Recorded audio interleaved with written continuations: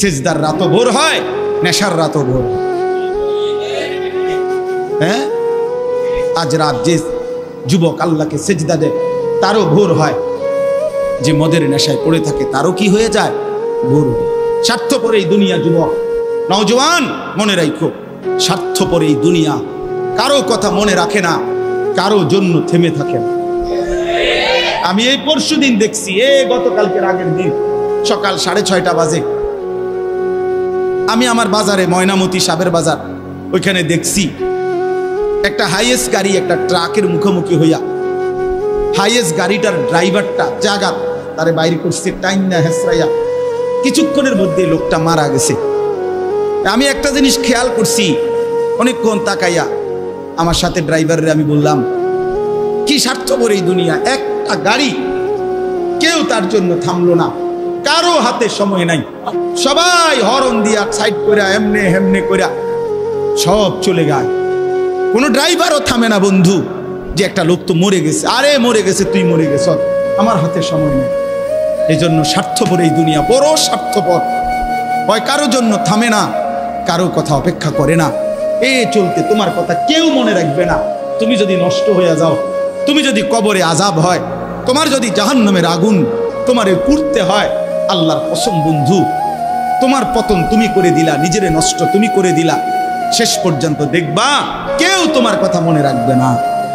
এই পৃথিবী ধোঁকা। চলো এই জন্য আল্লাহর দিকে ফিরে আসি।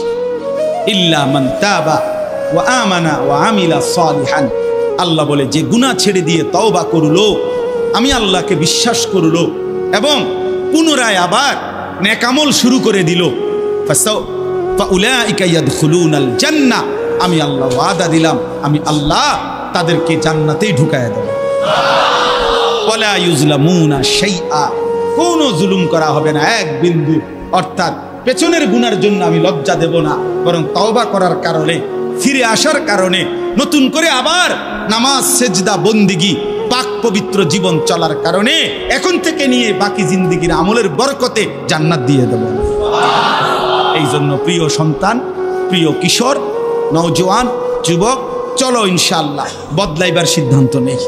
সবাই এই পরিমাণ শাহওয়াত, এই পরিমাণ অবৈধ কামনা বাসনা, নারী ছবি, অশ্লীলতা, বেহায়াপনাতে মাতাল হয়ে গেছে বন্ধু চারিদিকে, সমাজের চারিদিকে। হজ্জের সফরে ছিলাম, যে কয়দিন যাই খোঁজ খবর নিছি, দেশের খবর একটাই, হত্যা, খুন, ধর্ষণ, নারী নির্যাতন। আর সবচেয়ে আশ্চর্যের কথা হলো, আমি মনে হয় আমার এই ছোট্ট হায়াতে গত 30 বছরে আমি যেই কথাটা এতবার শুনি নাই, গত 2 মাসে বারবারই শুনি চারিদিকে পরকিয়া। এটা এই পরিমাণ সমাজে বেড়ে গেছে, অসভ্যতা, যে স্বামী থাকতো নারী অন্য পুরুষের প্রতি আসক্ত, স্ত্রী থাকতো ওই জানোয়ার অন্য নারীতে আসক্ত, এটা খুব বেশি পরিমাণ বেড়ে যাচ্ছে, যার কারণে আপনজনকে হত্যা করতে পর্যন্ত লজ্জিত হচ্ছে না। এর চাইতে বড় আশ্চর্য, আশ্চর্য বাংলাদেশে এর চাইতে বড়, এর চাইতে দুর্ধর্ষ হত্যার ঘটনাও 2 দিনে কি হয়ে যায় খবর বোঝা যায়, কিন্তু এখানে কেন বোঝা যাচ্ছে না? বোঝা যাচ্ছে এটা স্পষ্ট আপনজনের এটা ধামাচাপা দেওয়ার জন্য সব রকমের প্রসেসিং করা হচ্ছে, সব প্রসেসিং করা হচ্ছে। অসহায় ইমাম মুয়াজ্জিনকে বেইজ্জতি কেউ করতে পারে নাই, কোন আলেমে দ্বীন ইনশাআল্লাহ বেইজ্জতি হবেও না ইনশাআল্লাহ। মনে রেখে, মনে রেখে, গতকালকে রাত্রেও আমাদের কুমিল্লায় গত 3 মাস আগে একজন আলেমে দ্বীনকে একজন প্রিন্সিপাল বেইজ্জতি করছিল, অপমান করে সামান্য অজুহাতে মসজিদ থেকে বিদায় করে দিছিল। ওই কলেজের ছেলেরা গতকালকে রাত্রে ওই মসজিদের ভিতরে ঢুকাইয়া 9 ঘন্টা আটকাইয়া তারে তার হাতে ছাত্রদের উপস্থিতিতে তারে পদত্যাগ পত্র দিয়া ঘাট ধরে কলেজ থেকে বের করে দিছে। আল্লাহ তাআলা বেইজ্জতি করে দেখায় দিছে। ছাত্ররা বলছে, স্যার সই দেন, আপনারে 50 টাকা দিব। মানে 50 টাকা, 100 টাকার লোভ সামলাইতে পারেন নাই, নেন পদত্যাগ পত্র সই দেন। এজন্য দোস্ত, নারীর আসক্তি, জিনা, বেবিচার, পরকীয়া, অসভ্যতা, যুবক ভাই তোমরা বাঁচতে হবে। নওজোয়ান, আল্লাহ যদি হায়াত দেয় তোমগরে, আগামী সময়টা তোমরা তো পৃথিবীতে থাকতে হবে। এই সমাজ, এই দেশ তো আলাদা করতে পারতা না, তুমি তো এই জমিন ছেড়ে দিতে পারতা না বন্ধু। সম্পদ যদি হয়, তোমরা সব ছেলে তো একসাথে চাঁদের দেশে যাইতে পারতা না, আরেকখানে যাইতে পারতা না। এই সমাজ নিয়ে বাঁচতে হবে, এই দেশ, এই মাটি, এই এলাকা নিয়ে তো তোমাদেরকে বাঁচতে হবে ভাইয়া। তাহলে এই সমাজ যদি তোমরা এভাবে নষ্ট করে দাও, তোমরা যদি সবাই বেনামাজি হয়ে যাও, নারী, ছবি, মোবাইলের অস্থির দৃশ্য ছাড়া যদি তোমাদের রাত না কাটে, দিন না কাটে, আগামী 20 বছর তোমরা সমাজ, তোমার অঞ্চল, তোমার ঘর পরিবার নিরাপদ থাকবে কেমনে? বাঁচবা কেমনে? চলবা কেমনে? চলবা কেমনে বলো ভাইয়া? 9 বছরের বাচ্চা মেয়ে যদি নিরাপত্তা না পায়, আমার সমাজ কি পরিমাণ অশান্ত হয়ে গেছে।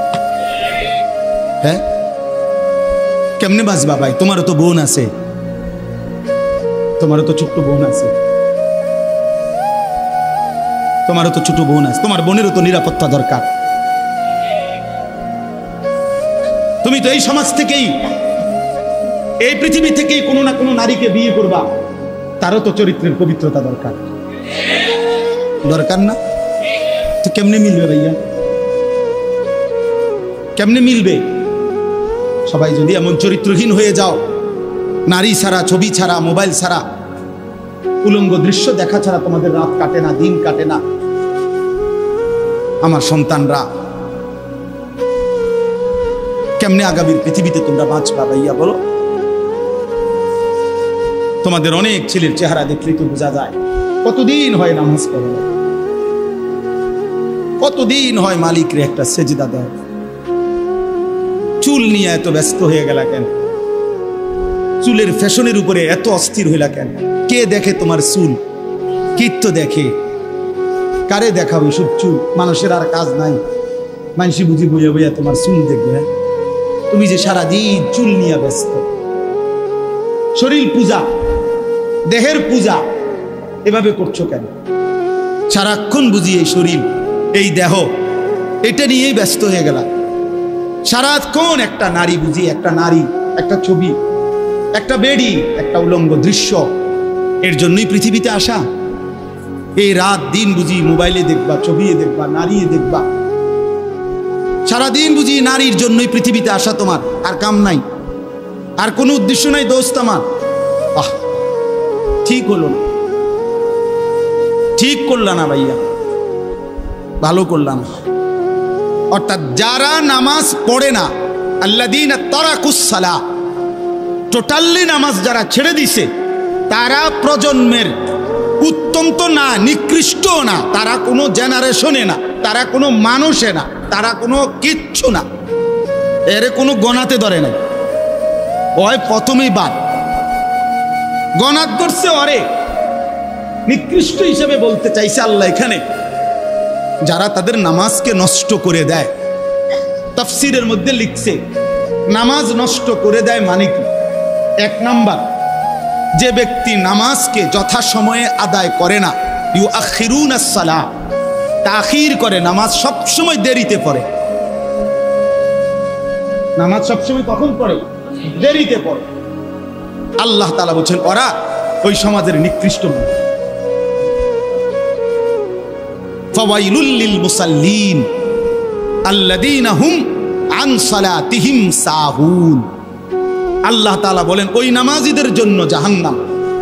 ওয়াইল, জাহান্নামের একটি গুহা, জাহান্নামের একটা অংশ, জাহান্নামের ভীষণ আযাব।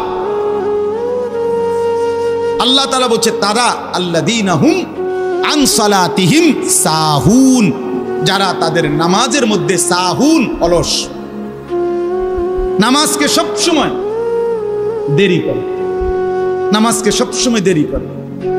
জোহরের আজান হয়েছে 1টা বাজে, এবারটা জোহরের নামাজ পড়তে গেছে 1:15 বাজে, 4:30 ওটা নামাজ পড়ছে, লুঙ্গিটারে বইটা গামছা একটা কান্দে দিয়া রুকু সিজদা 3-4টা মেরে দিল আর কি। এটা নামাজ পড়লেন, এটা করতাম হুজুর, সময় কুলাইতারি না, কিটছেন আপনি ঘাস কাটছে এতক্ষণ গরু গোসল করাইছে, গরু গোসল করাইছে। গরু গোসল করানোটা খুব দামি দরকারি বিষয়।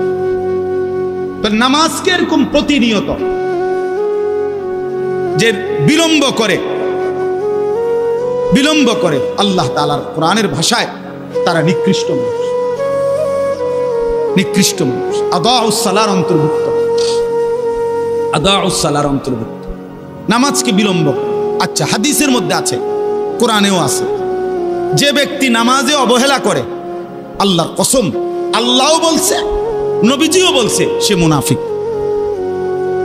ইন্নাল মুনাফিকিনা ইউখাদিউনা আল্লাহ ওয়া হুয়া খাদিউহুম ওয়া ইযা কামু ইলাস সালাতি কামু কুসালা। কোরআন শরীফে আল্লাহ মুনাফিকের 1 নম্বর পরিচয় বলছে, মুনাফিক সে যে নামাজ পড়ে অলস ভাবে। নামাজ পড়ে কিভাবে? তাহলে নামাজ যে পড়ে না তার ব্যাপারে বলেন, কথা বলেন না কেন? তারে মুনাফিকও বলে নাই। তুই কোনো মানুষে না বেটা, তুই কোনো কাতারে নাই, তোর কোনো আলোচনাই নাই। আলোচনা ওই ব্যক্তিরে যে নামাজ পড়ে অলস হয়, খামখেয়ালি করে, দাঁড়াইবার কথা 2 পায়ে, দাঁড়াইছে 1 পায়ে। বুঝলেন? অলস নামাজের। রাসূলুল্লাহ সাল্লাল্লাহু আলাইহি সাল্লাম বলছেন, তিলকা সালাতুল মুনাফিক, ওই নামাজ মুনাফিকের নামাজ। ইয়ারকুবু হাত্তা তাগরুবা শামস, আসরের নামাজ না পড়ে যে অপেক্ষা করতেছে, অন্য কাজে ব্যস্ত আছে, এরই মধ্যে সূর্য ডুবে যাচ্ছে, সূর্য ডুবার কাছাকাছি। হাত্তা কানাত বাইনা কারনাই শাইতান, সূর্য ডুবার সময় শয়তান তার 2 শিং সূর্যের পাশে বাড়াইয়া দেয়। আল্লাহ নবী সাল্লাল্লাহু আলাইহি সাল্লাম বলেন, কামা ফানাক্কারা আরবাআন, সূর্য ডুবে যায়, এই সময় ওই আসরের নামাজের জন্য দাঁড়াইয়া 4 রাকাতে যেন 4টা ঠুক্কর মারছে। লা ইয়াযকুরুল্লাহ ইল্লা কালিলা, ঠিক মতো তাসবিহগুলো নামাজের আদায় করে নাই। রাসূল বলছে 3 বার, ওইটা মুনাফিকের নামাজ, মুনাফিকের নামাজ, মুনাফিকের নামাজ, মুনাফিকের নামাজ। তোর মতো নিকৃষ্ট নির্লজ্জ বেহায়া আল্লাহর জমিনে তো কোনো কুত্তাও হয় না, কোনো কুত্তাও তো এরকম হইতে পারে না। কুত্তাও যদি আল্লাহ তাআলা সেজদার হুকুম দিত তো সে দিত, তাকে তো আল্লাহ সেজদার হুকুম দেয় নাই, এই জন্য সে সেজদা দেয় না। তুমি নাফরমানের তো আল্লাহ সেজদার হুকুম দিছিল, দিলা না কেন?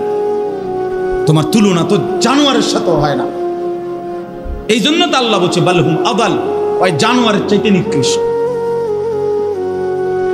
ওর উদাহরণ নাই, ওর তুলনা কুকুরের সাথেও না, ওর তুলনা শুকরের সাথেও।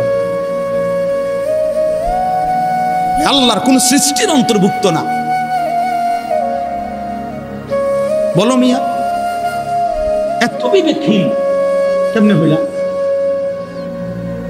আফা হাসিবতুম আন্নামা খালাকনাকুম আবাসান, কি ভেবেছো বান্দা আমি তোমাকে অনর্থক বানিয়েছি? তোমাকে আমি একদিন, আমি আল্লাহ 1 সেকেন্ডে চাইলে পারি, কুন ফায়াকুন, আমি হও বললেই হয়ে যায়। সেই আমি 9 মাস কেন লাগাইলাম? 9 মাস লাগাইলাম। আরে বলো কি বান্দা? নিজ হাতে খালাকতুহু বিয়াদিয়া, আল্লাহ বলেন আমি আমার নিজ কুদরতি হাতে আমার বান্দাকে আমি বানাইছি, আমি বানাইছি বড় যত্ন করে। 1 ফোঁটা নাপাক পানির মধ্যে এত চমৎকার ডিজাইন পৃথিবীর কেউ কল্পনাও করতে পারে না। ইন্না খালাকনাল ইনসানা মিন নুতফাতিন আমশাজ, বীর্যের 1 ফোঁটা থেকে আমি আল্লাহ তাআলা মানুষকে বানিয়েছি। এত সুন্দর চমৎকার নাক কান ডিজাইন।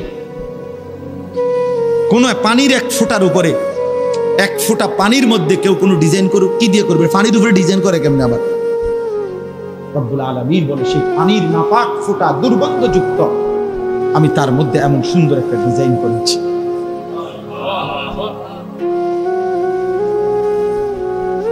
কেমনে ভুলে গেলাম? মা গাররাকা বিরাব্বিকাল কারীম, আমার মতো মেহেরবান দয়ালু মাওলা 24 ঘন্টা যে তোমাকে অজস্র অগণিত নিয়ামত দিচ্ছি, এই আসমান জমিন, এই চাঁদ সূরজ আলো বাতাস, এক সেকেন্ড বান্দা এই বাতাস বন্ধ করে দিলে তুমি নিশ্চিহ্ন হয়ে যাবে। তুমি এই পৃথিবীতে নিঃশ্বাস ত্যাগ করে মৃত্যুবরণ করবা। একটা নিঃশ্বাসের জন্য তুমি এতটা মুখাপেক্ষী আমি আল্লাহর কাছে, সেই আমাকে একটা সিজদা দিবা না? সেই আমাকে একবারও ডাকবা না?